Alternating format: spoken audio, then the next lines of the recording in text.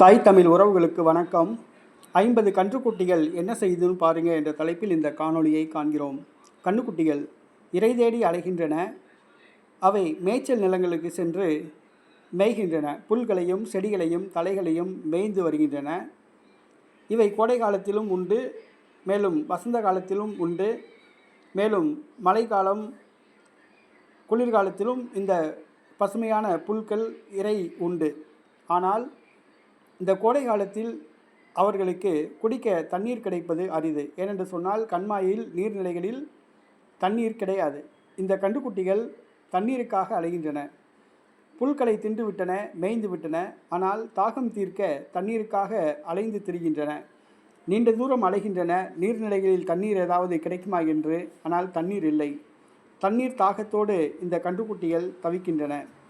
ஆகவே நம்முடைய அருகில் இருப்பவர்கள் வீடு வாசலில் ஒரு தொட்டியில் வாயில்லாத ஜீவன்களுக்கு தண்ணீர் வைப்போம், குடிக்க தண்ணீர் வைப்போம். அவை குடித்து தாகம் தீரட்டும்.